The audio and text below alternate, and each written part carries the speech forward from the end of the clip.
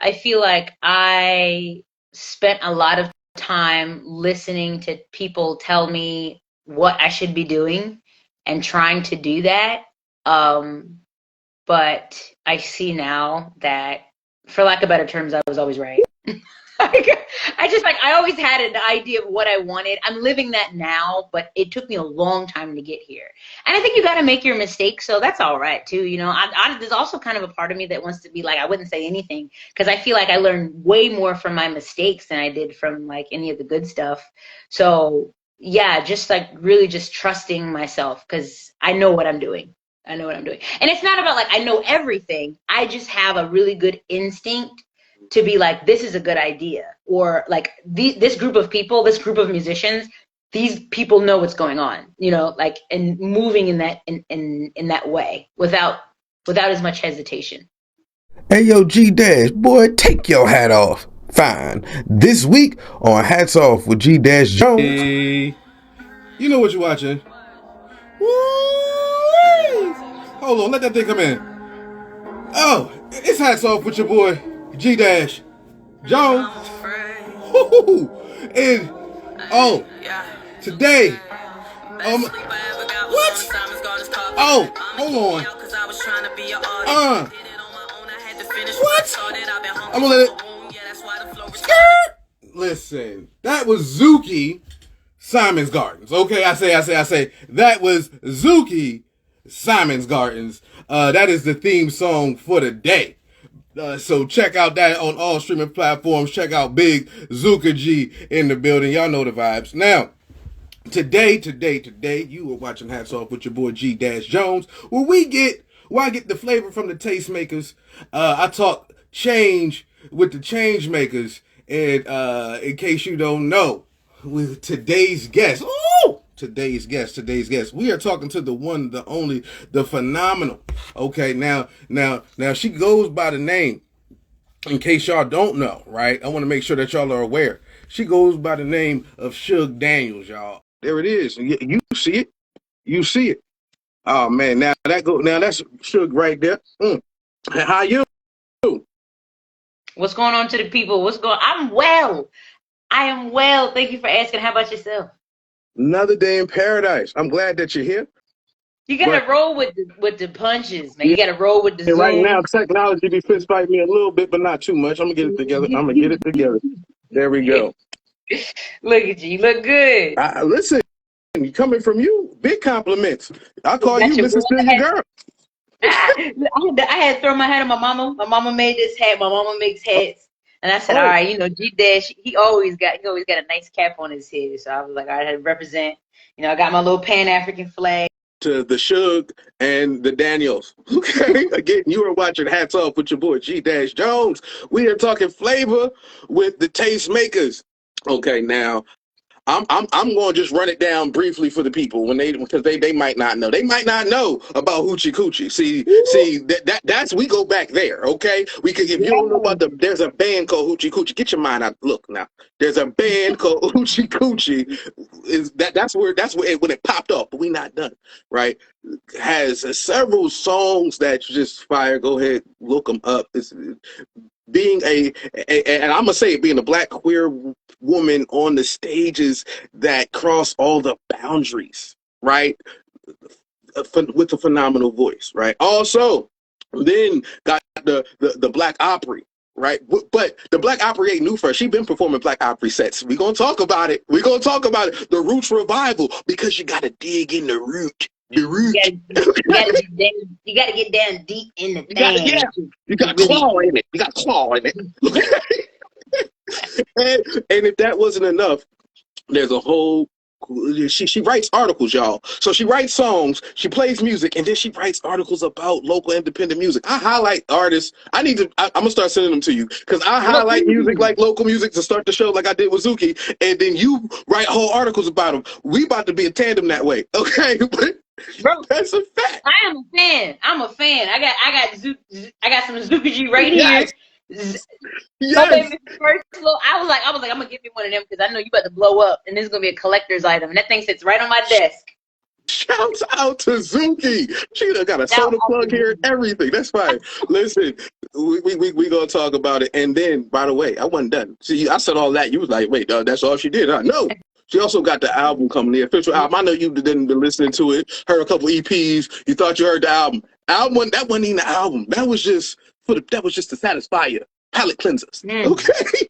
The album is Mm. coming, and when we talk about the crowdfunding campaign, the stuff Mm. that you can get, we gonna get No. into it. We gonna get into it on Hats Off. With that said, now I know I started off with an intro, but tell the people a little bit about yourself. Well, what's going on, everybody? My name is Sug Daniels. I am originally from Smyrna, Delaware. I lived in Delaware all of my life up until I was about the age of, I think, about 30. I think I moved out when I was 30, but I'm skipping ahead. I started singing when I was a little kid in church. My mother sang in church. She had a phenomenal voice. And for me, it just was always something I knew that I was going to do. Just to watch, the power that she could go and deliver on stage, and the effect that it had on people. At first you weren't quite, as a kid, you're like, is everybody upset? Everybody's crying. And then you get old and you realize it really is just this feeling of uncontrollable joy and togetherness and community that for the rest of my life, I would always be searching for. And I realized it as I got older, music was that thing for me. So even before Coochie, I was in a really fun rap group called Flow City with my cousins, and that was a vibe. That was the time we had the little dances. We was on stage. We was doing the African American festivals, and we would tour around. We were, kind of making music and getting involved in like Timberland's camp down in he was in Virginia Beach at the time. He was stationed, and a lot of his friends. I got to meet Missy Elliott. We got scouted by some larger labels. One time at the Rockefeller Nation sent us to go see Rihanna. I got to see Rihanna front row. And, just due to how the universe does, that never quite went into anything. I felt like after doing that for a long time, I just got hungry for another kind of expression. And I found that other kind of expression in blues music. And that's Well, what hold on. I got a timeout really quick, just to back it up. Again, this is Hats Off with your boy G-Jones, and I got the phenomenal, multi-talented Sug Daniels with me. And I have to ask, so you started off, you sang gospel music? That's where you started, though? Yeah, I was singing in church. Man, you know what's funny? Yesterday, actually, I was heading to New Jersey for a house concert, and I was listening to Kirk Franklin. And I was like, this music is so good. It's almost, some of it is like, it's just good. It's just really, really good. And then I was listening to this musician that a friend of mine just put me on, Benji, from this band Spillage Village. And so much of that music is so similar. But yeah, I love gospel music. It's just, there's a reason, rock, blues, everything comes from blues music, or it comes from gospel music. Oh, okay, so now I gotta ask, what made you transition from gospel to even hip hop? I think accessibility and just like what I wanted to talk about. Like I've always, I love God, but I also want to talk about my feelings, and not all my feelings. Got you. So essentially, you kind of you were a poet in theory. Yeah. I think we all are. I just was like really obsessed with that idea of explaining through lyrics how I was feeling on the inside. Wow. Okay. So then you go from gospel singing in church to kind of more self-expression with the hip hop, and you tour with the group. Like you start getting opportunities with the group. What made you put the hip hop version of yourself down as per se? I think I got tired of talking about the same stuff. And I feel like sometimes, not everybody, but sometimes in hip hop, it could be like, you're kind of like, it's just like a lot of the same things, the same topic. It's like rappers want to rap about rapping. They want to rap about them being the best rapper. And there's so many other musicians and artists, especially growing up, I found a lot more rappers that were talking about things that I personally like. I love Tarawak, super creative. Of course, Kendrick Lamar. I love poetry. I love a really, really good story. And I don't feel like I was doing that. Maybe just because I didn't have enough life experience to really be able to explain some of the stuff that I was going through. But I also just really wanted to sing. I was started to go up to Wilmington, Delaware, to see some of my friends playing bands. And one of the first bands I seen was this band called This Blows, and it had Grace Vonderkoon, Aaron Silva, and Melissa. Oh my God, her last name slips my mind right now. But they were playing at like Oddity Bar back in the day, and it was an all girl band, and they were rocking and rolling. They all played instruments. They would rotate instruments, and it just like blew my mind. And I was like, I want to do that. I want to do that right there. So I got really inspired. Came back to Dover, was kind of looking around, searching around, and then one of my friends who was playing another band at the time, I seen he played guitar. I knew him as a drummer, but I seen he was playing guitar, and I was like, do you want to make some music? My friend Fats, and he was like, yeah, I'll make some music with you. So we started playing open mics, and it wasn't long before people started tipping us. And I said, hey man, I think we should take some of this tip money and start traveling around and seeing like, what else is out there. It was never really like a let's get rich or like I want to blow up and be big and famous. It's all just been about self-expression and adventure, human connection, just trying to make friends and find people everywhere I go. Wow. Okay, right. So now you started, when did you realize all right, so let's go back. So now you go from the hip hop act to now singing in the band. When did you pick up the guitar? Well, I actually don't play guitar. I play the ukulele. Okay. Well, play the ukulele. A lot of people think I'm playing guitar because of the way I'm playing. I'm not playing like a traditional kind of ukulele style. So yes, I didn't pick up an instrument until I was, let me just say this too. I started making rap music on a little toy piano. It had little preset beats. So I would like hit the little beat, and it had like, rock and roll. You can mess with the tempo. And then there was one that was hip hop. You can mess with the tempo.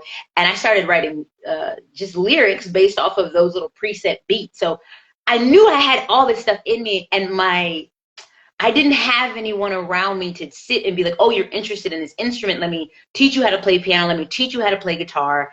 So I just used these preset beats. So really it was just about using the tools that I had around me. I didn't think about it in that way at the time because I was like 9 or 10 years old. But at the time it just was, what do I have around me? And I have this thing inside me that needs to get out. So the toy piano was my first kind of like entry into like production or music making. And I wasn't even playing the piano. I was just using the preset beats. I did have a guitar when I was a kid, but it just was so difficult. And once again, I just didn't have anybody around me. Single mom, 3 kids. Music lessons are expensive. So, you do what you got to do. I started playing the ukulele because the pandemic hit and I couldn't get with my band. But as always, that desire and that need to make music was in me. So my roommate at the time had a ukulele. They said, you should play this ukulele. It's only got 4 strings. And yeah, that was the end of that. I started making music and recording some stuff and putting some stuff out, and here I am now. Okay, now let's be clear, because you say it like it's normal. Playing the ukulele is not a common instrument, period, to find. Like I know a lot of people and a lot of bands. So do you. How many other people do you know? And I'm just curious, how many other people do you know that play the ukulele? I know some people who play the ukulele, but not in the way that I like lead a band. I'll like get on stage and have like a whole band behind me, and play the ukulele. So I don't know anybody who does that. No, I don't. What to say? Like you can't think that that's common. Okay. Yeah. Except there was a friend of mine who played in this band. Actually, it was in Philadelphia too. He played at the Fire years and years and years ago. I was still playing with Hoochie Coochie at the time. And it's a band called Swell Shark, and the lead singer had a ukulele. It was an electric ukulele that you could plug that had steel strings. So I think it was baritone too. And I was like, that's really cool. But I didn't think in my head like I want to do that. I just was like, wow, that's really creative. And now I do that. Okay. All right. So now you're on stages. You got the ukulele, and then how did you wind up having the band itself, the first band? Just like the people that I play with for Sug Daniels project? Yes. So, well, let me ask you this: is that So how did Hoochie Coochie come up first, or what was the order between you creating your own or Hoochie Coochie? Oh yeah, Hoochie Coochie. I didn't start playing the ukulele until 2020. So I'm still pretty new to the instrument. But I started playing with Hoochie Coochie maybe like 2000 and 15 maybe. I don't know. I'd have to really do a deep dive. But Fats Hawkins down in Dover played in this band and was the drummer of this band. So I just knew some people. You really kind of just gotta like, who do I vibe with and have a good time with? And at that time in my life, it was Fats Hawkins. And he was a great guitar player. And the first time we got together, we like drank a bottle of wine and wrote this song, Rocket Ship Blues. And it was like, to this day, one of our biggest hits. And everybody loved the song. And I think, we were playing around with a bunch of like heavy metal bands and cover bands and stuff like that. He had a friend that could play piano, that played piano in church, and he joined. And then my partner at the time was a drummer for another band, and then the guy that she was playing with stopped playing, so I was like, well, then you can come be our drummer. So yeah, the original lineup for Hoochie Coochie was Fats Hawkins, Sug Daniels, Chelsea Grant, and Spencer Green, and we were all down in Dover just like trying our best, but people kept booking us for stuff, and I don't know, it just was a good time. Wow. Okay, now I do this from time to time. For those of y'all in the back, okay, if y'all don't know, I'm gonna tell y'all something. Right, this is what happened here. If you do what you do, you will find your tribe, or they'll find you. It sounds weird how it will just happen, but you heard the story. I didn't make her story up. She told you her story. They just kind of, it's like watching Power Rangers and all of them just pop out of just different areas. Okay. Yeah. You're like, how did my tribe just show up? Yeah. Okay? You're right though. You're spot on. And it's so interesting too, because it's like different times in your life, you'll have different people in your tribe, and you elevate each other. You always know when it's time to move, because it feels more like you're beginning to hold each other back. Not even just like, oh, these people trying to hold me back, but just like the chemistry, that the alchemy is just not correct. And it's okay. I think it's genuinely okay to like take a step, back from certain friend groups or bands or projects, to just give yourself a little bit of breathing time. It's not about animosity. It's just about like knowing what's best for you and your spirit, and what's, in alignment for your journey. So now this brings me to my next question. That's perfect segue. So was there a moment that you knew was the time to become the Sug Daniels project? Like, this is where I need to, shouts out to Coochie Coochie and what's cooking, but I need to lead this moment. Yes. Actually, I do know exactly when it was. I know the exact moment I was like, I think I got to do something a little different. We had gotten proposition for a really good show at Brooklyn Bowl, opening for, I think his name is Taz something, but he's like a young guy, young kid, young black player, guitar player. He's phenomenal. And for me, it was an absolute no-brainer that we would play the show, but there was just a lot of conflict in the band about if we should do it or not. And I think there was like some stuff getting brought up about like pay, like how much we were going to get paid. And I've seen it as a really good opportunity. And, I don't believe in doing anything for free, but I'll do something for cheap if I know it's going to get me into the right room, to meet the right people, to move around.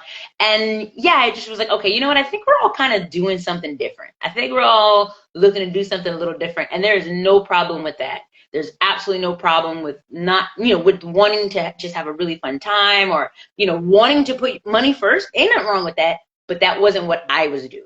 It wasn't what I was doing, and I wasn't ready to plateau. I wasn't ready to start trying to insert myself in a way that felt maybe really dominant. I still was really hungry. I still was really, really hungry. And I knew that if I started a solo project, I wouldn't have to say no to anything that I could trust my own instincts. I could be like, this is a good idea, and do it. Okay. Question. This isn't for me. This is for people in the back.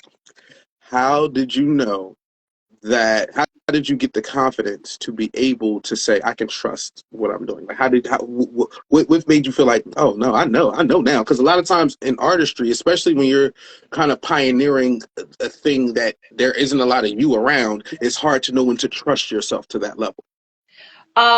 Believe it or not, it was my friend Robert Pfeiffer. I had a big breakup during the pandemic, and I moved in with my buddy Rob, and I started playing this music in his house, and he was like, you should put this music out. I think people would really, really enjoy it. And I was like, I don't know, man. Like, who wants to hear like ukulele music? Like, I'm just doing this until there's something else to do. Look at Rob. He's in here. Of course, he's in here. And so I started recording some music, and I started putting it out. And I put this song out, "Heavy," my first single. And I think within the first week, I had this boutique label from New York reach out to ask if they could re-release the song and if I had any other music that they could release. So having somebody, even just one person around me, being like, "You can do it. You should do it." I was like, all right. I mean, it was good. It was good. It wasn't like he changed anything, but just having one person in my corner being like, "This is good. You should do it," changed my life. Okay. This is for people in the back, but like all the people in the back. If you see somebody and you know that they're dope at what they're doing, don't assume that they just know how good they are. Tell them. Tell them. Tell them that they're dope. Like people don't realize how much it could change the trajectory of somebody's artistry if you just say, "Hey, you're really good at that. Keep going." Dude, life is crazy. Life is crazy. If you just tell somebody one time, "Hey man, that's a good idea. You should go for that. You should do it." And they listen to you, and you never know, because you never know where you're going to end up. You have no freaking idea. Man, I've taken this ukulele all over the country. And not to skip ahead, but I'm doing that crowdfunding thing. I mailed out t-shirts today and like merch to like Massachusetts, to California, to New Jersey, all these places. I've never even played music in California.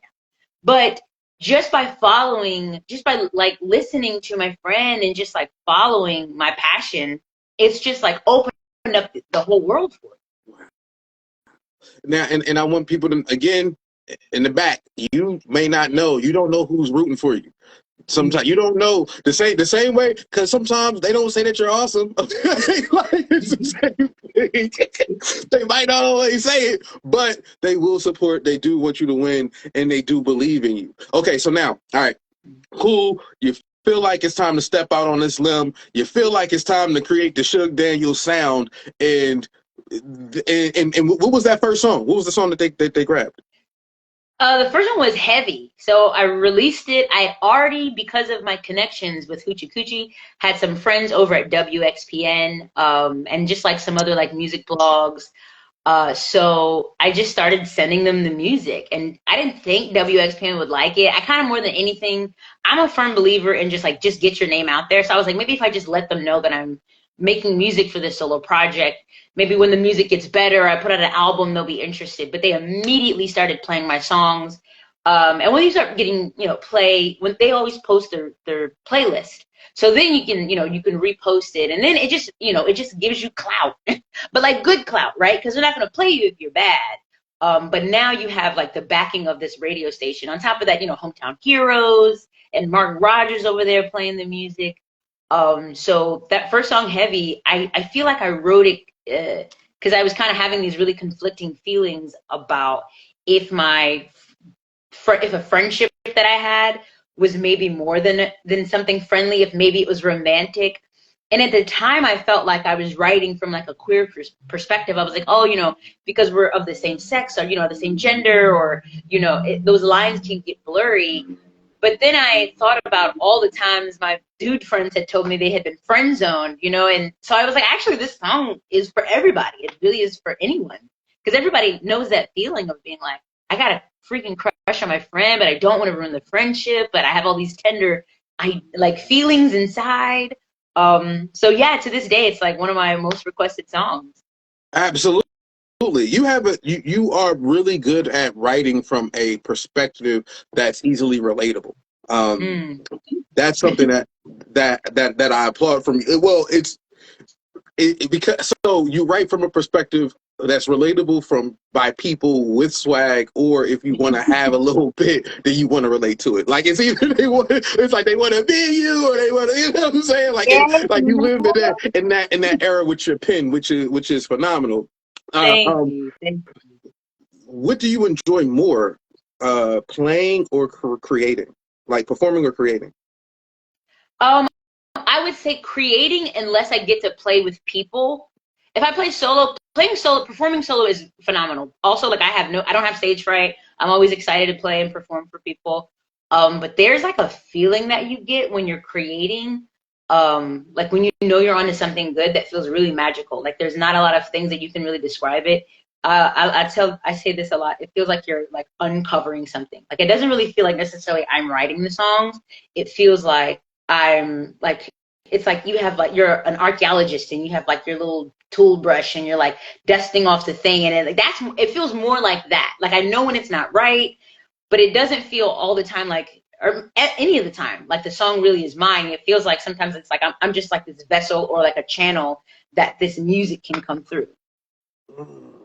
So that's hard to like be like, I want to be on a stage. Like the stage is fun. I love jamming with my friends, but that feeling when I know I'm writing a song or I'm like uncovering that thing, that magic will forever keep me doing this. That feeling. Absolutely, because it's almost like you don't even know what's going to be the next thing, but you know that as it's coming out, like this is fire. Okay, like this feels great on its way out, right? Even if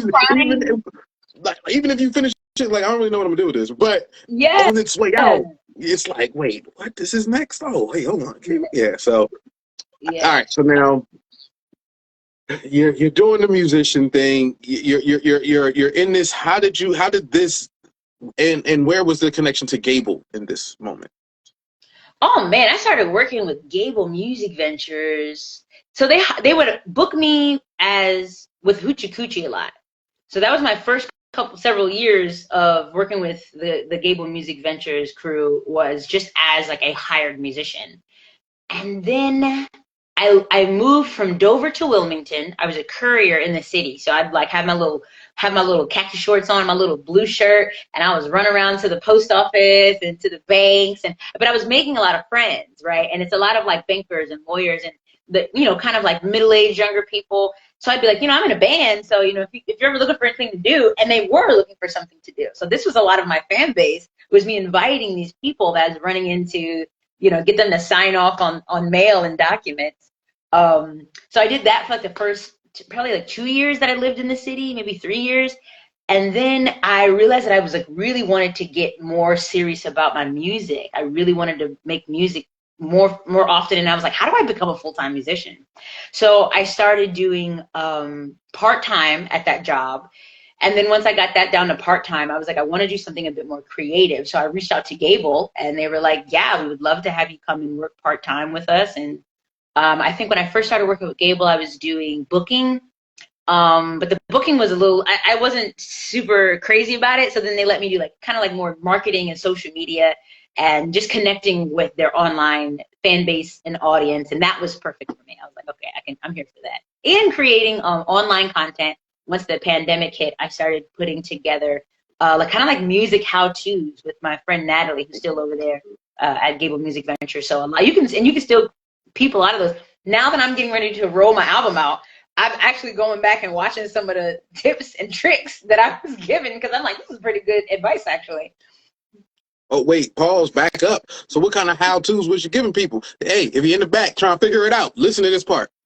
Yeah, so I had already been making music for so long, right? Like I've basically been professionally making music since I was probably like 15 or 16 years old.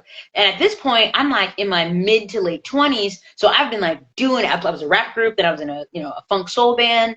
Always was the one to be sending out the emails, to be getting the performance contracts, to be doing all the social media.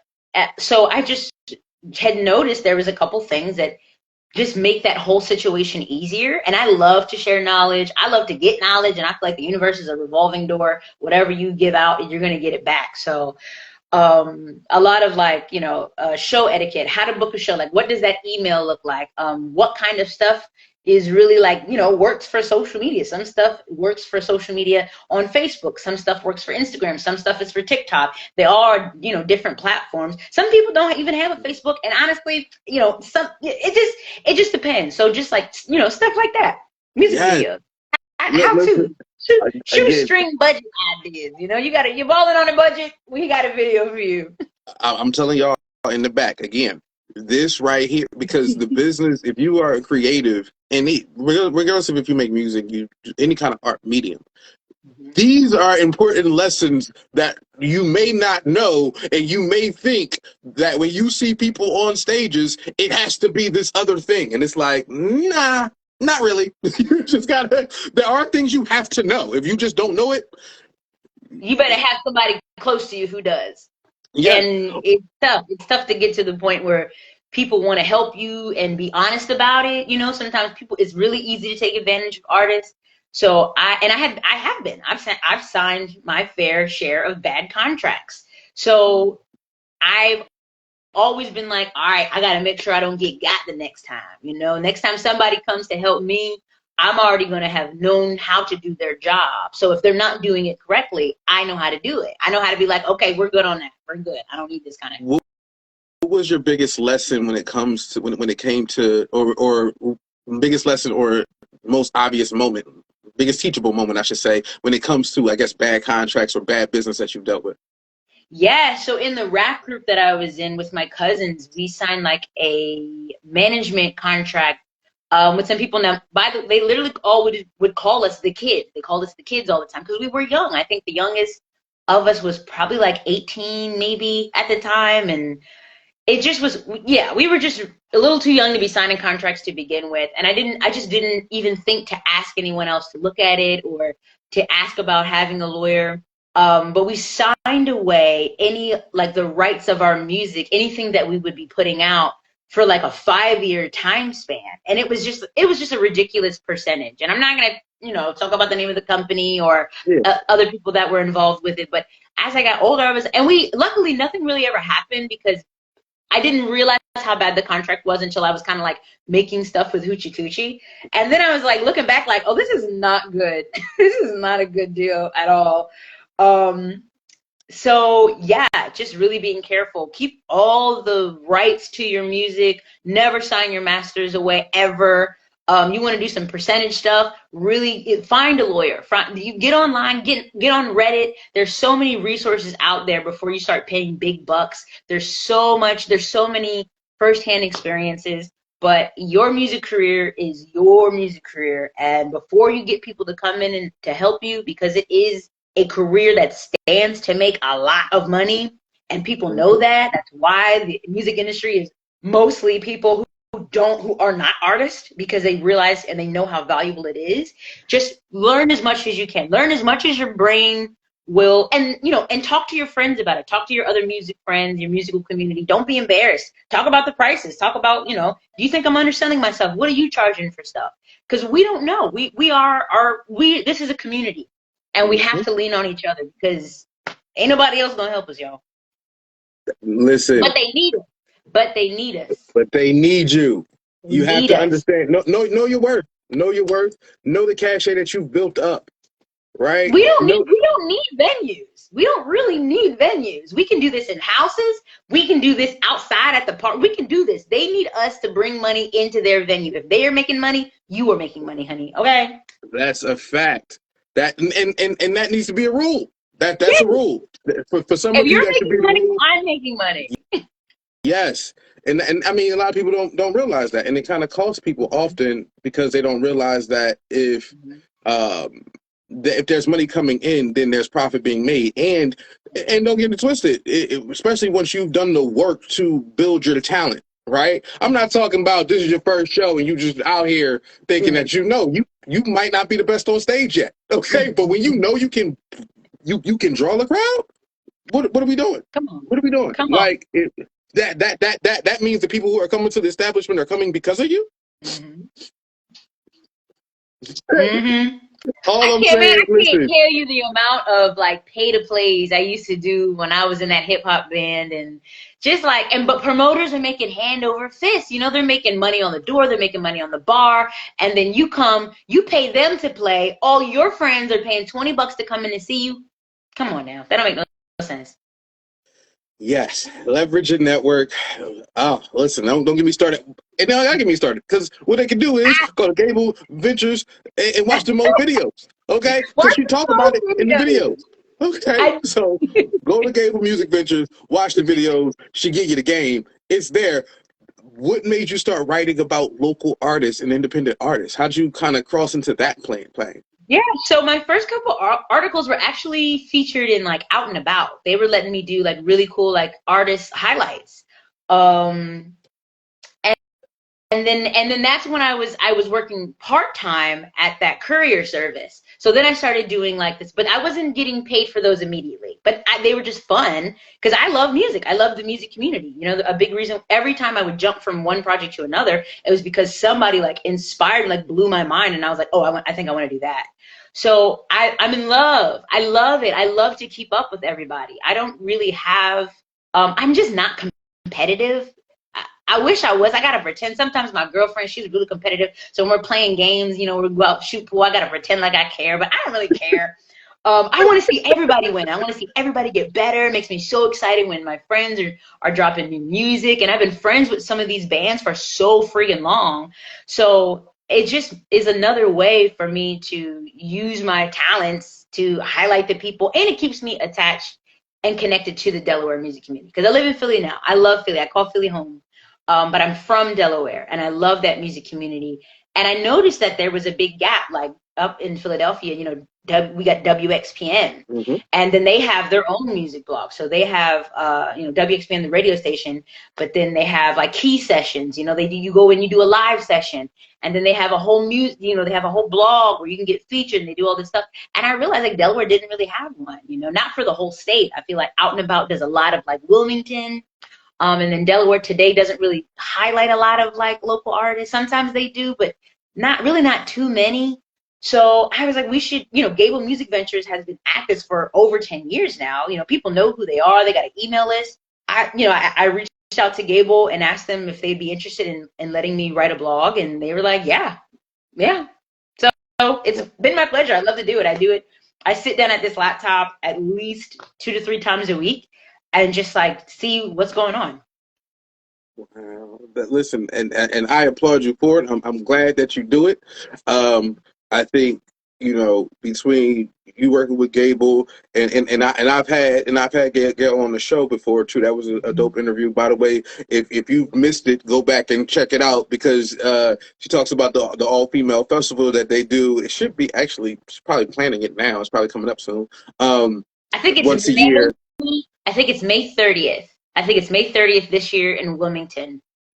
Yes, the Ladybug Festival, which is the largest all-female festival in the United States. So go ahead, get yourself some. It's free, and it's free. It's block party style. So it really is just about community and bringing people together. That was some of my first like big festivals, were the Ladybug Music Festivals with Hoochie Coochie.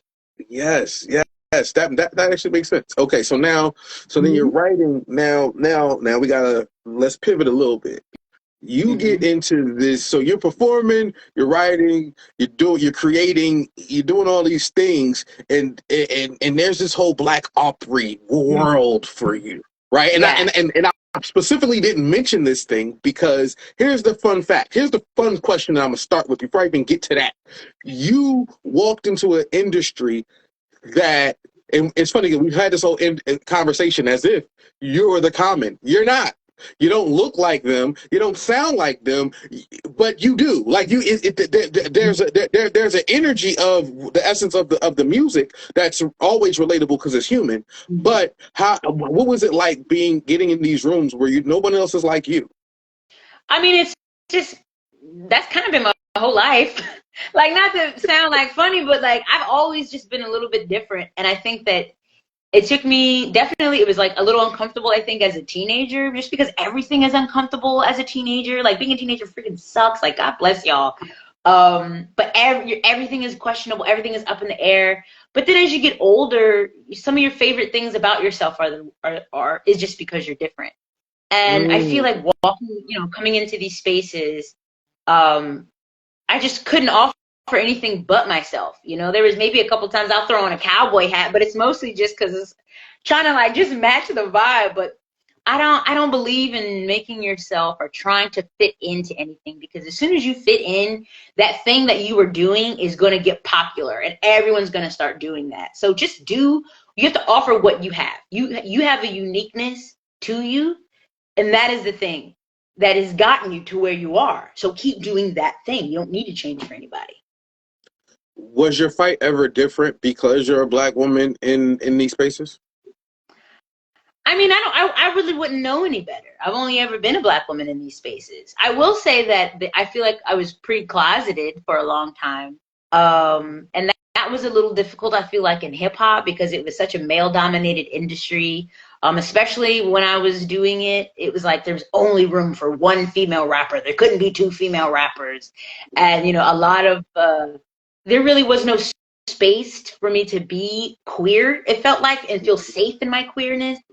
So coming out of the closet was definitely an experience.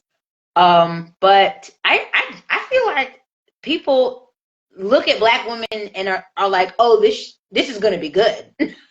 I feel like a lot of the music industry is a boys' club, but then when a woman shows up, especially a Black woman, they're like, oh, I don't know what's about to happen, but I know what's gonna be good. And very often it is. More often than not, it's like the best thing you're ever gonna see. Right.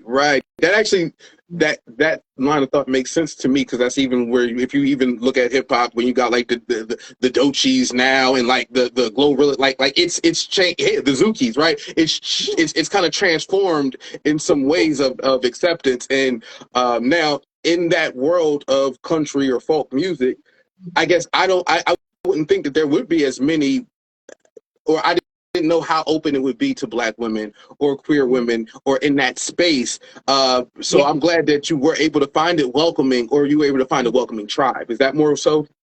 Yeah, and I definitely feel like whenever I'm with the Black Opry, I have done a couple festivals, but mostly we do like these writers rounds and they send us around the country. But if you bought a ticket to come see us, then you're looking forward to that. That's what you're looking for, is that diversity, is that openness, is those, that artist discovery and those new experiences.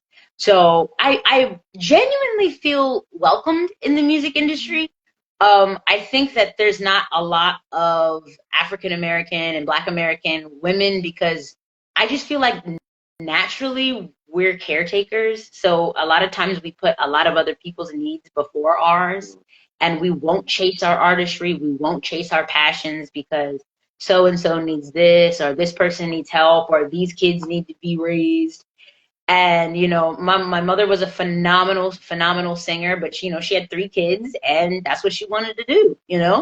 And I have friends who, not even Black, just women had wanted to do this or that, but life happens. And I don't think there's anything, there's nothing wrong with that. But for me, for this Black woman, I'm gonna go ahead, and the way this economy is set up, y'all can have the babies, I'm gonna go ahead and keep singing. Okay, and again, you in the back. If you in the back who had, whether you had a ukulele or not, maybe you had a ukulele, maybe you didn't. But if you felt like I'm not even going to try it because they're not going to welcome me, try it. No, Create your own space. Oh my God, everybody! I feel like people genuinely want diverse. They want diverse circles. I really have not. I feel like all the things that people told me were going to hold me back are the things that are continuing to push me forward all the time. Also, just want to say, you don't have to pick between children and a music career. There's this artist in Philadelphia named Choke that had, I don't know if she had twins or triplets, but she stopped making music for a hot sec, had her beautiful babies, put them on a cover of her album, just dropped it, and I played like a sold out show at Johnny Brenda's. They look freaking amazing. So it really is just like whatever you want to do, but you can do it. You really can. The world is your oyster. Absolutely. Listen, and that I'm big on people knowing that, because again, and I'm just going, not to go here too much, but even the people who are telling you the things you can do aren't telling you the things you can do. They're telling you the things that they couldn't do. Yeah. It's different. It's different. Yeah. It's different. They can't figure out how you're going to do it. So they dub it as impossible. But I am wonderfully made. You know what I'm saying? Like, you can't tell me. You can't tell me now. Okay, so now what is the Black Opry Revue? Tell people, what is that? So the Black Opry Revue is an organization that puts Black singer-songwriters in the genres of like folk, country, Americana, singer-songwriter. They put us in these writers rounds and they like send us all over the country. So I played in Vermont, and the lineups are always different. So it's always really fun to get a call or get an email to say like, are you available on this date?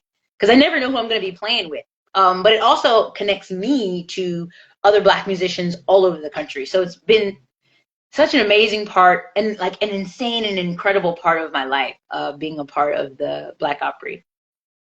How'd you wind up? How did you make that connection? Like, how did that form? Yeah. So about maybe just a couple months into living in Philadelphia, I got a DM on Twitter of all places from the creator Holly. Her name is Holly. She's really cool. And she was like, "Do you want to play City Winery for Black Opry?" And I had just moved to the city and it was City Winery. So I was like, okay, that sounds cool. Y'all gonna feed me, y'all gonna pay me, and y'all gonna put me on a, they're like, yeah, we're gonna do a little radio spot. I was like, yes, yes to all that.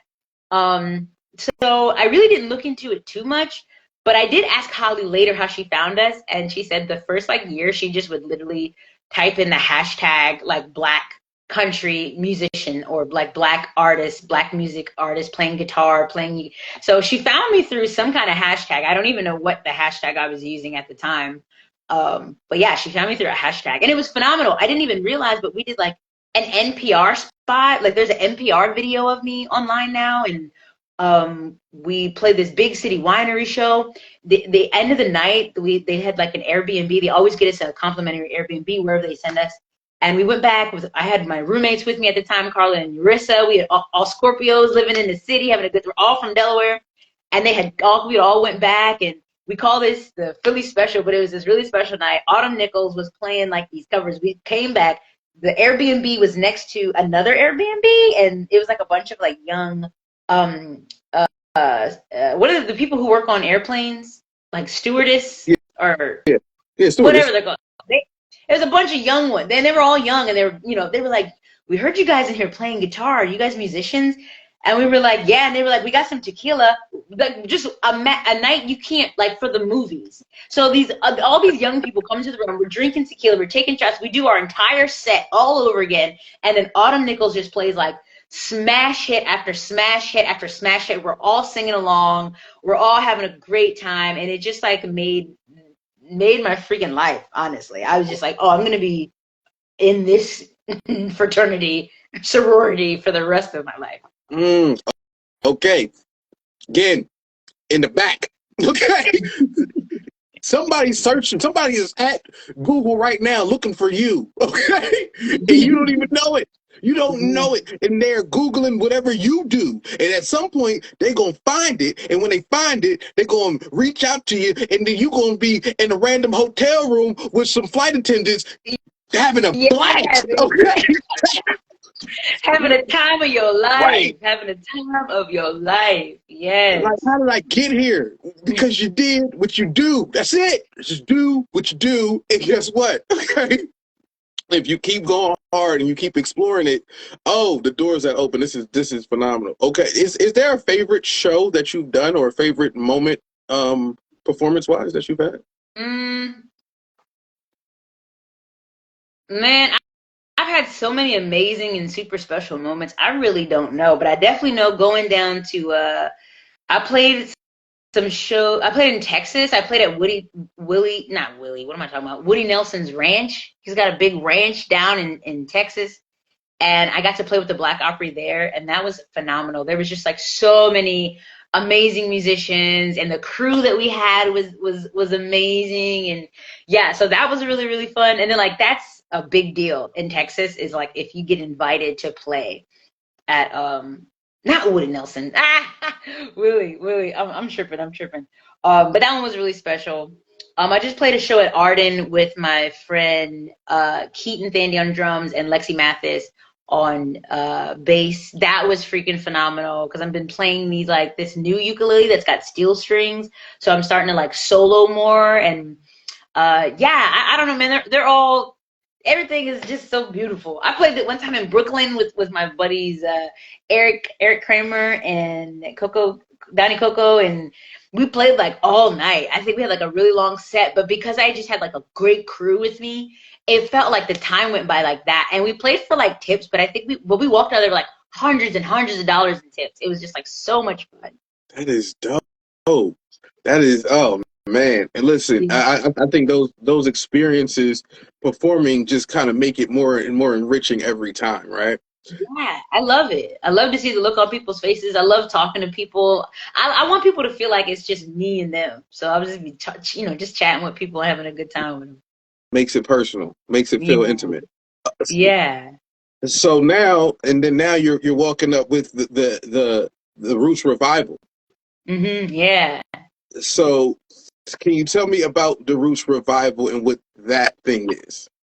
Yeah. What's up, Oh, Ty? Speaking of, what's I love up? when my What's up? timing is good. Like sometimes my timing be timing. Okay.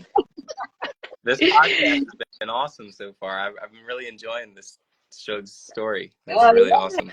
yeah, yeah. I see you got your hat on too. You got to Had to show it put with the the hat hat for the on. Oh headphones. yeah. Now, for Thank now, you. for those of y'all watching, in case you don't know, of course, this is hats off with your boy G Jones. But I now have again friend of the show, hats off family member Ty Mathis has entered the chat. If you will, he's been on the show 311 times. Okay, but the reason why he's here now was because I didn't bring him on. I said Roots Revival, and if you say Roots Revival 3 times fast, you get Sug Daniels and Ty Mathis. They just pop up together. Okay. The magic trick. So, with that said, first I do want Sug to tell me what is this Roots Revival Road Show, and then I want to know from Ty how you got involved. Like, how did that happen? Yeah, so the Revue Bible Roadshow is this idea that me, Ty, and a buddy of our Antar Goodwin came up with. I feel like a big spark of it was me and Antar were gigging at Godfrey Daniels, which is part of the Roots Revival's first tour.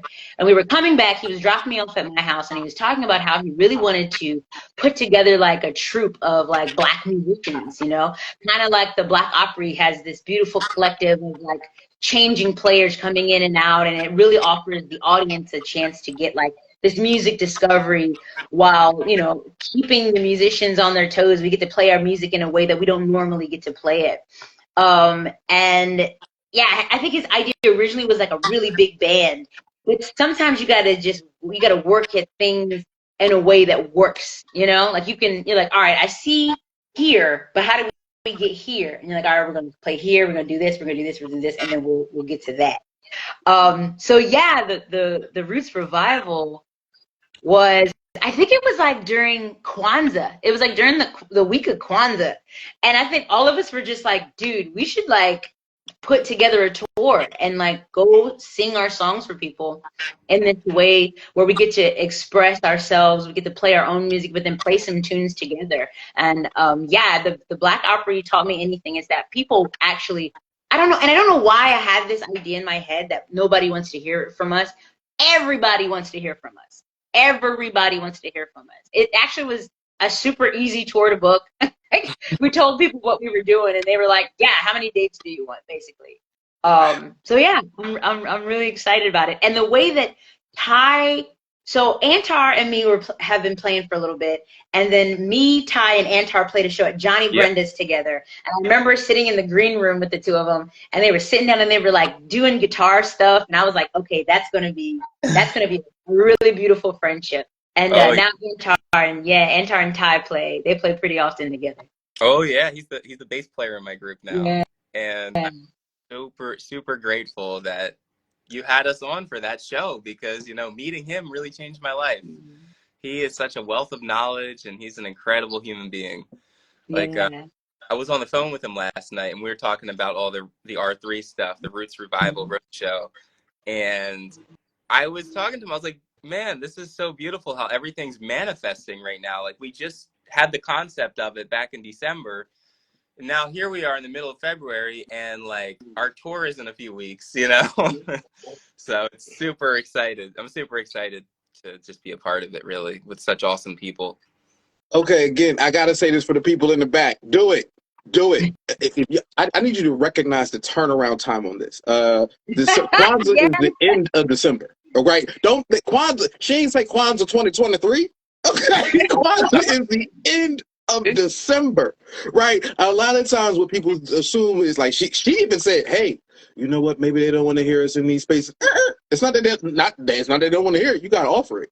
The second that you start to get the ball rolling, do the thing, and it's all going to start to come together. You'll try to figure, wait, did it all work? Yes, it's all just starting to work within probably, it's set based on when the announcement was made.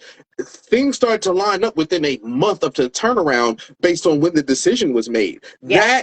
That is the universe showing love.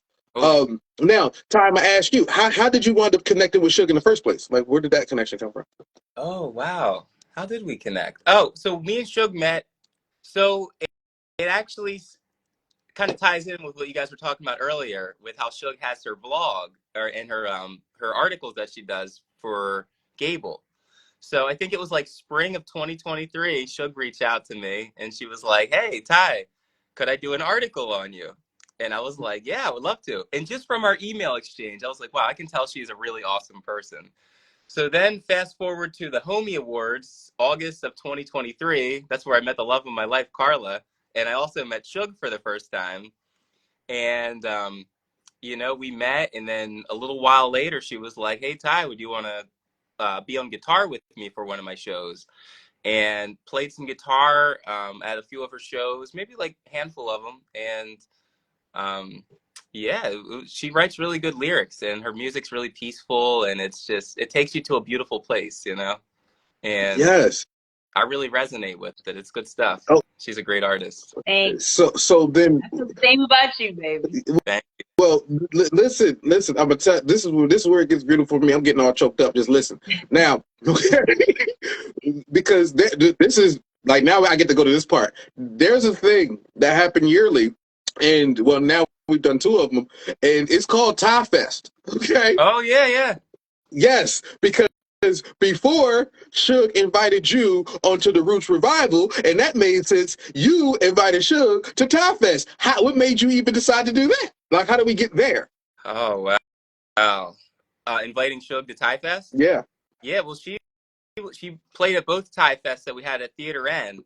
I mean, it just makes sense, like Ty Fest is supposed to be a collective of like-minded individuals that just want to raise their vibration through the power of music, peace, love, art, positivity, meditation.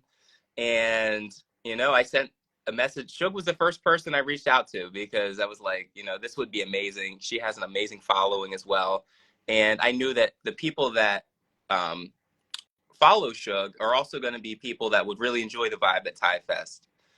So it just made sense, and I think that she was like the perfect person to have on the lineup for real. And the second out to alignment. That is okay. And Sug, full disclosure, you don't know this because I haven't said this out loud. I told Ty, I don't know when, probably a year ago. I said, Ty, because this was when Sug, you were touring. Right, and I was like, Ty, you need to go on tour with Sug because you're out. I'm like, you need to find a way to be on her tour because Ty needs to be performing everywhere. He's super talented. You're already super talented, and I'm like, the audience makes sense. It's just obvious alignment for y'all to be together. And now we have the Roots Road Show, the Roots Revival Road Show, and it's like, this is alignment live and incarnate. Okay. Yeah. Now, how'd y'all come up with the name Roots Revival Road Show? I think we were kicking around a couple different names, and I think that one just flowed and it sounded really good, and it hadn't been taken yet. Okay, I met you. And how'd y'all figure out? And how'd you plan the set? Like, how'd you know what you're going to play? Like, how did you come up with your sets for the show? Well, I was talking to Antar earlier today, and we're definitely going to do kind of like a very similar to Black Opera, like writers round, like definitely talk about our own music, but potentially, I don't know. Honestly, I don't know. I don't want to give too much away. Listen, you gotta buy a ticket. You want to know. Yeah, you gotta come. It's gonna be good. Okay. I tried, y'all. Okay, you see, I was trying. I slow walked it. I almost got there. Okay, I almost got there. So close. Okay. Now, all right. Now, but is there anything you want people to know now? Because when you put out your show, Sug, you have Opry and Roots Revival. Like you're a little bit of everywhere. Was there a method to that madness, or did it kind of just come together?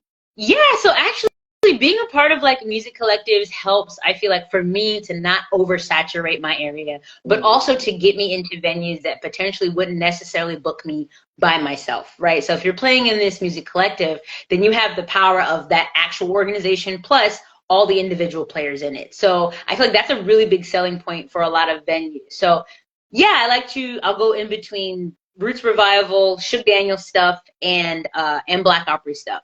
And it just keeps me moving around. I've been doing music full time for the last little over a year now, and having a couple different outlets and to like push my music definitely helps, especially with radio stuff, right? Like we're playing some, these Roots Revival stuff coming up, and I've had radio stations reach out to me. I'm doing a tour with Antar and Ty's sweet sister Lexi in April, and we have a stop in Kingston, New York, and Radio Woodstock reached out to me, and they were like, "We love it. We love Kingston.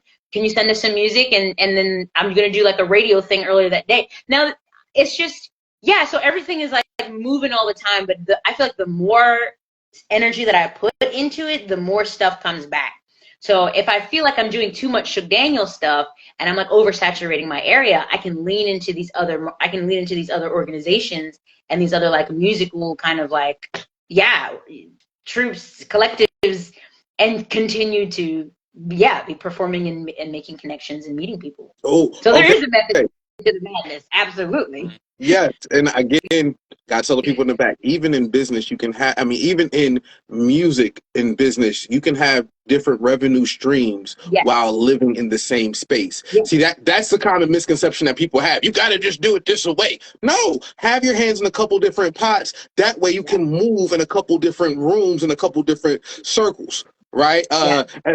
As Rob has said, Sug is like the sun in our solar system. Listen, or in that solar system, and then she gonna go to other solar systems. Okay, she gonna cook different solar systems. Now, fun fact: the first time I understood, not necessarily heard of it, but when I understood the Black Opry was at Thai Fest, because you had a whole moment of performing classic, classic Black folk music, if you will. Where did that come from? Okay. I think the song that I did was probably Stay Wild. And Stay Wild was written by Tyler Bryant. Tyler Bryant is a big part of the Black Opry. I think he's going to be releasing some music on their record label this year.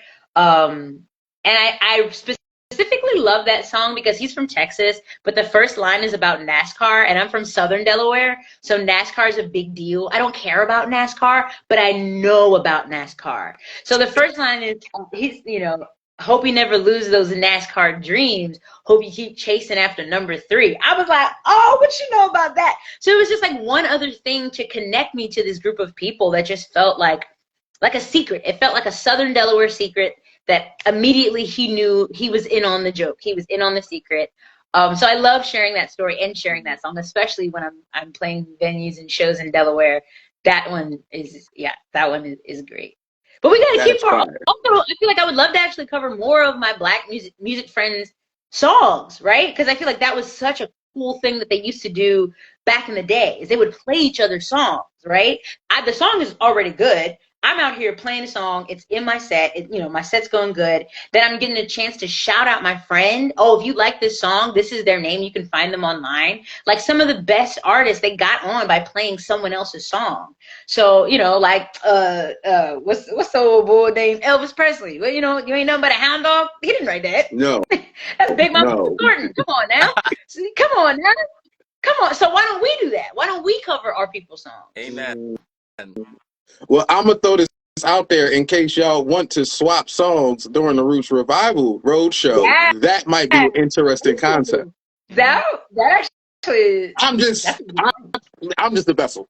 Okay? But think about it. One of Sug's songs, I would probably do Brand New Day. I know you want it. Everybody wants it. I know you want it. I want everybody to cover it. I would do The Game by Antar too. I like that one.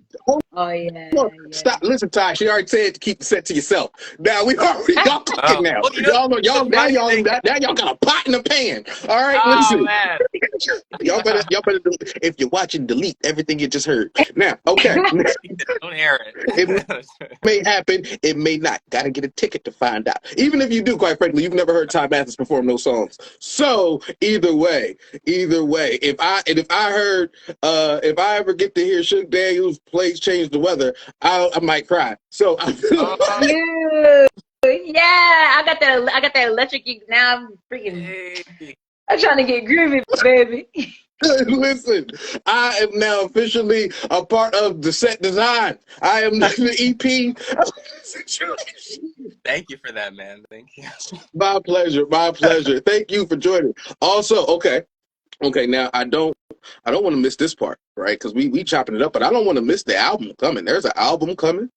Wait, back up. Is there a collab song between you and Ty? Does that exist somewhere in the verse in the It universe? does not yet, but I would love to. We're actually both finishing up our albums. I have, yeah, I'm working. I just finished the recording for my debut album. I'm doing some crowdfunding because that stuff is expensive, and it was tough. I had some friends like recommend that I do a little bit of crowdfunding and stuff like that, and I was like, no, I'll do it. I can do it. I can do it. I can do it. And then I realized like actually I can't. I can't do it. I could, but it would take a really long time. It's a beautiful thing to be a full-time musician, but in order to like really invest in the music in the way that you need to get the right mix and master, to get the right publicist, to get the right people on your side and on your team, to make sure that your music really gets in front of the right people and in the right crowds and in the right rooms. It just takes money. That's really all it takes. Yep. You know, you have to be good at what you do. I believe in my music. I believe in my music. I believe that it makes the world a better place. I believe that it helps, it heals me. So I know that it can heal somebody else. And I love to do this. I feel like I'm the kind of person that needs to be in the music industry because I actually give a damn about the music industry.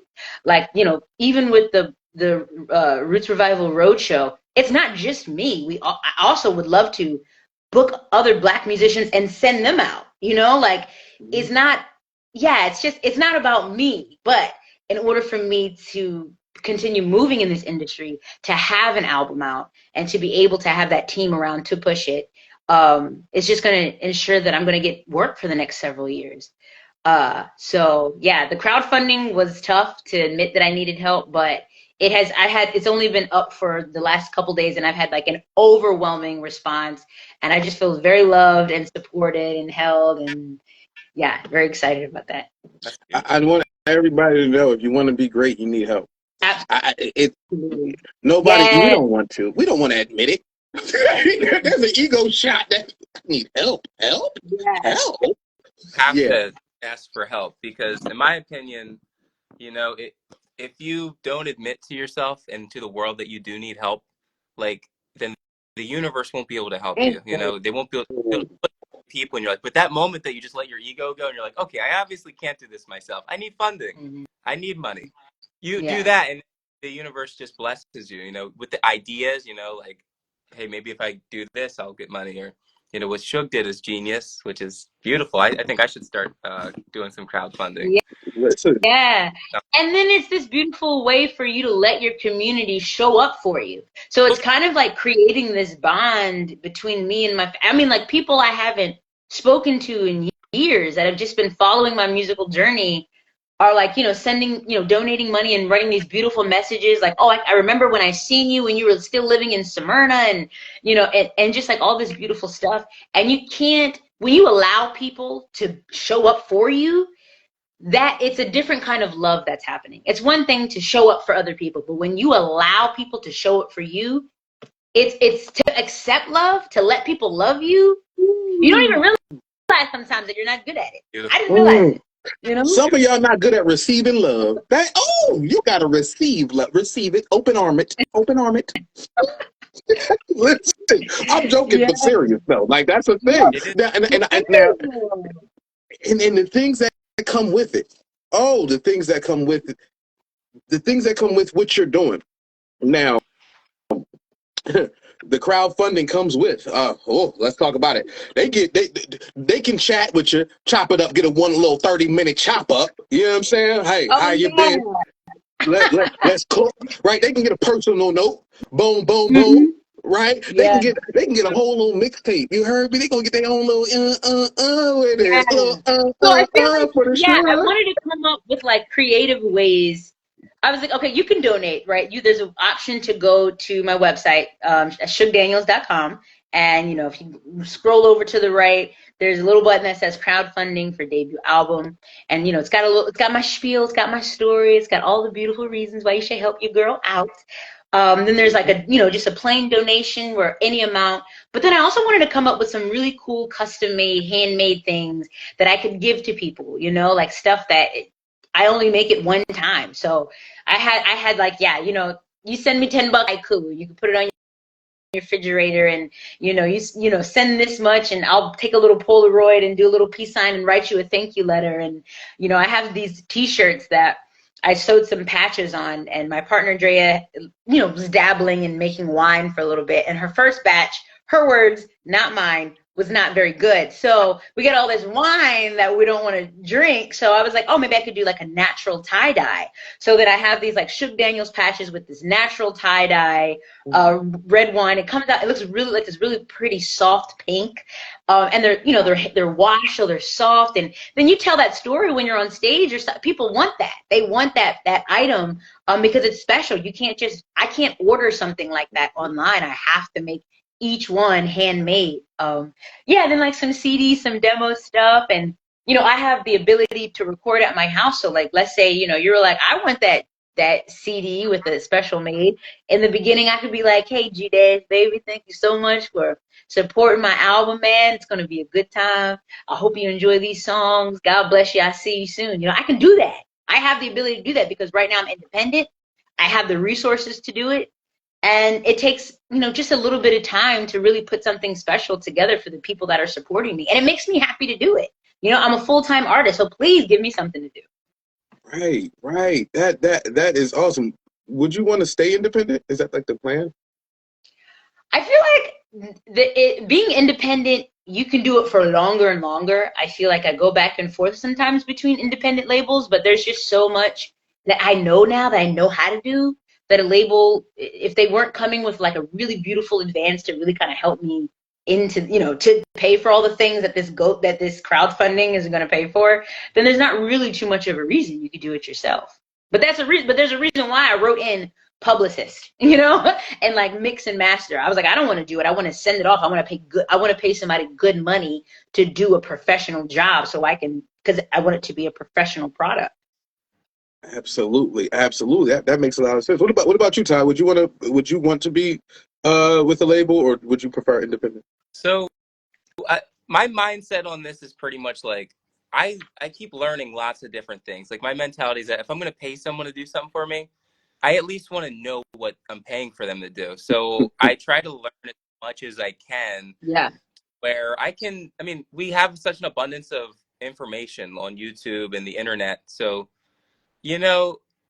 unless I was offered a lot of money from a label, yeah. still able to, like real money, like millions, like otherwise I could see myself reaching those goals myself. Mm-hmm. It might take longer, but it's priceless. Knowledge is priceless. Mm-hmm. You learn that and then you keep that for the rest of your life. And then you can hire the best of the best people to do it. Mm-hmm. You don't have to rely on a record label. Who knows who's going to be part of their team, Yeah. So it's good to be open to those things, but also know what you're worth, That's my mentality.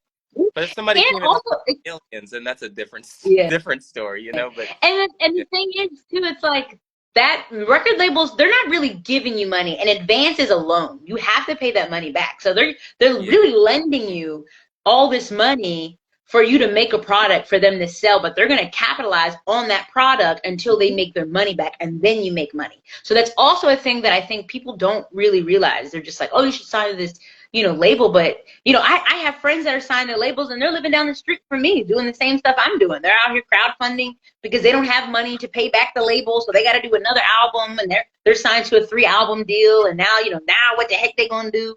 So it really is, I think, worth it. In this day and age, you can do your own digital distribution. There's so many companies that do that for you now.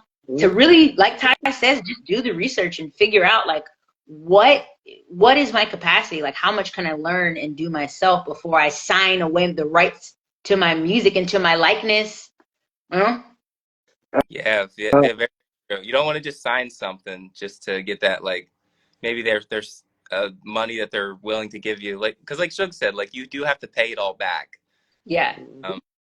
Listen, you see me smiling so big right now because this is why I do this show. Because there are moments of, like, I ask a question, and there is just, listen, if you're watching this, please look around and pick up a gem, because they're just dropped everywhere. Okay? Just gems drop, drop, drop, drop, drop. Okay? Oh my, like, you're watching Hats Off with G-Jones, but right now I got Sug Daniels and Todd Mathis, and they just did nothing. They got whole gem mines just dropped all around, giving you game. So please hope you did something with that, because that is why, that whole little moment they just had is learn that part, and that will help you in the business of music as well as the creativity. This has been an amazing episode. Now, Ty, you've answered this question, so I'm not asking you this question, but I am asking Sug this question because Sug has not answered this question before, and I want to know. I ask all my guests this question: if you had to give advice to a younger version of yourself, but the year is still 2025, what advice would you give to that younger version of yourself in this year? Probably to trust myself more. I feel like I spent a lot of time listening to people tell me what I should be doing and trying to do that. But I see now that, for lack of better terms, I was always right. I always had an idea of what I wanted. I'm living that now, but it took me a long time to get here. And I think you got to make your mistakes, so that's all right too. You know, there's also kind of a part of me that wants to be like, I wouldn't say anything because I feel like I learned way more from my mistakes than I did from like any of the good stuff. So yeah, just like really just trusting myself because I know what I'm doing. I know what I'm doing. And it's not about like I know everything. I just have a really good instinct to be like, this is a good idea, or like this group of people, this group of musicians, these people know what's going on, you know, like, and moving in that in that way without as much hesitation. Absolutely. Fun fact, and I don't know this off the top of my head, but something in my spirit screams that is so similar with Ty's answer was. I feel like it was very much so in the vein of you already have it. You already know. You just got to trust you just got to trust it. Let life unfold, you know, just set your intentions, do the work, and just stay consistent, you know. Absolutely. Oh man. Okay. So go ahead, do that. By the way, she said it, know it, and follow that because you got it in you. And I asked that question because there's a younger version of you out there figuring it out somewhere in this world. So now, now I tell people, if you give me a word, I give you a poem. So while you think of words, or I got two of y'all both think of words, have a blast.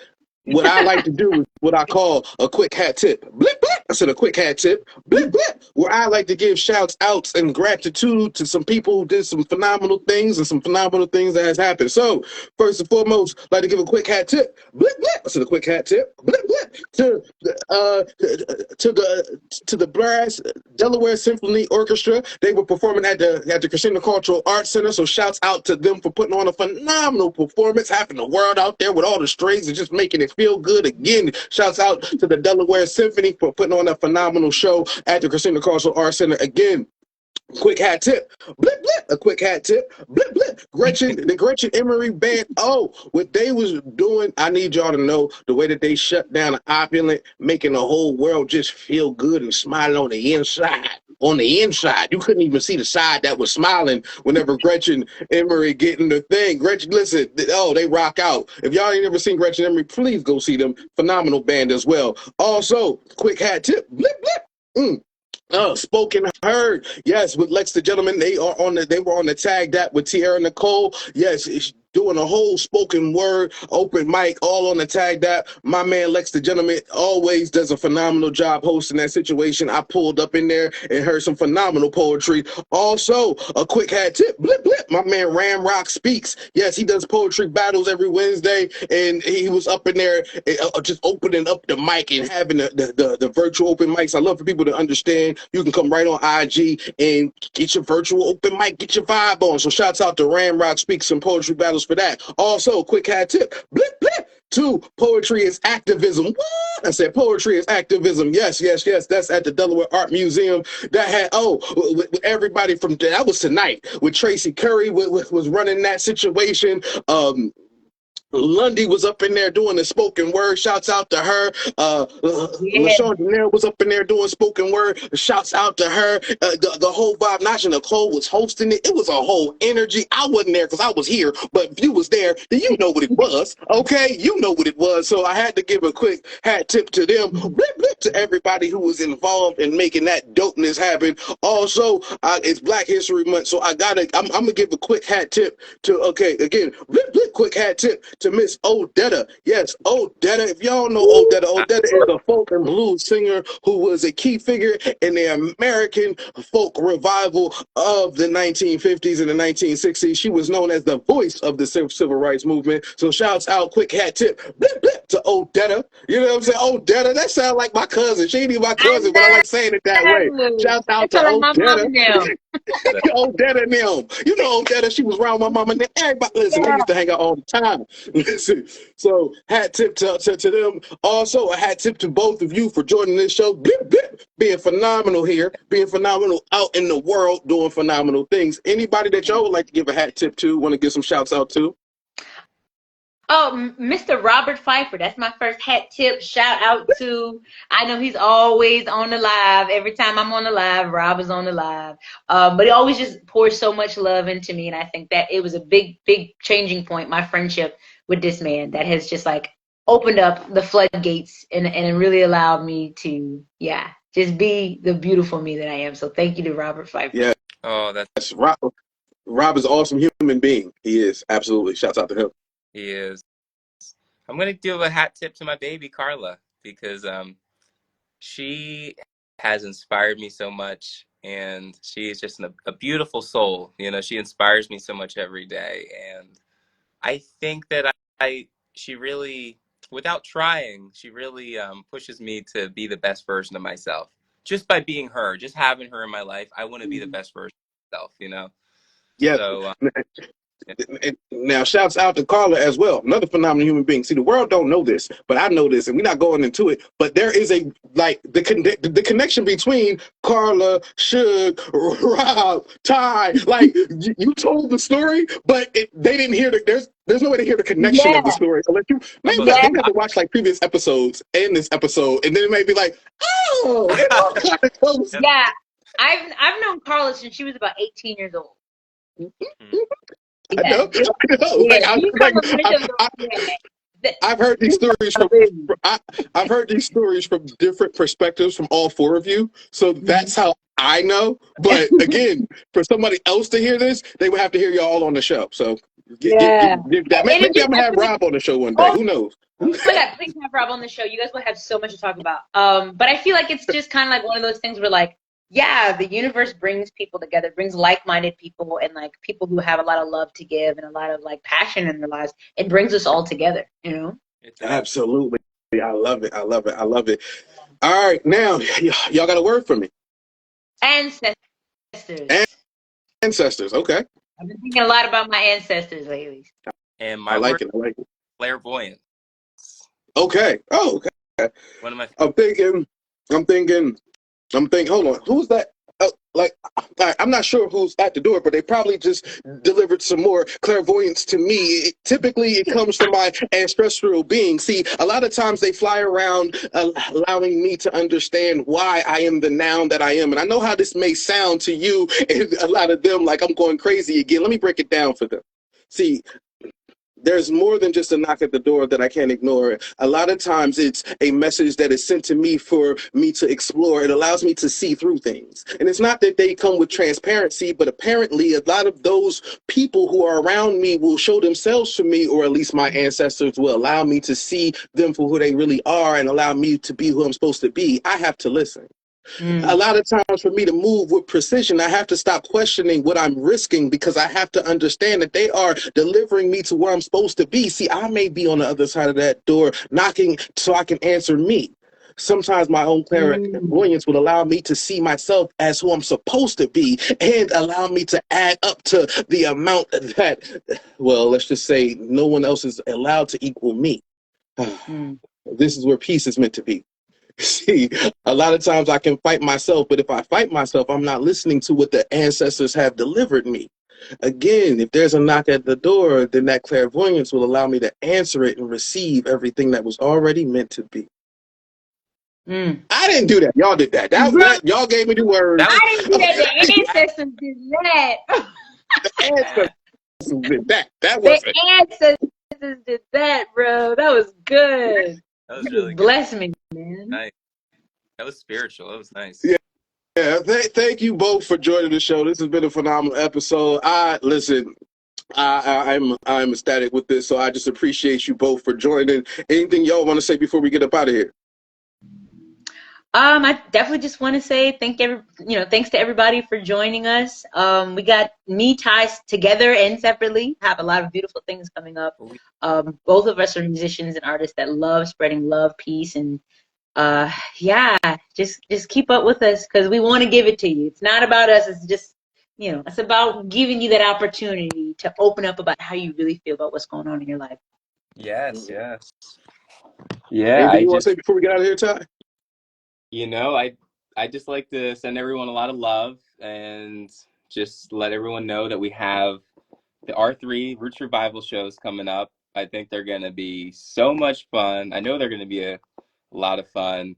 And come out to experience this, because this is something really special. It truly is. It has a good feeling to it.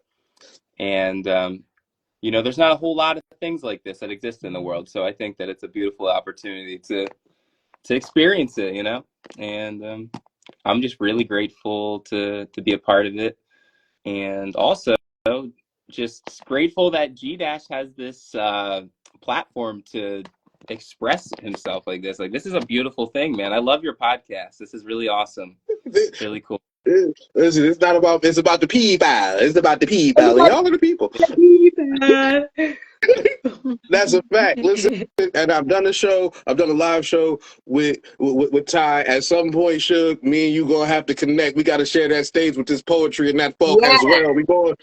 I can imagine the storyline we'll come up with. That'd be awesome. For sure. Yes. Thank you all. Thank you both for joining the show one more time. Thank you all for tuning in to the live or the replay, whatever suits you best. I like to always say, love yourself first, and everything else will fall into place. This is Hats Off with G-Jones. I'll see y'all next Thursday.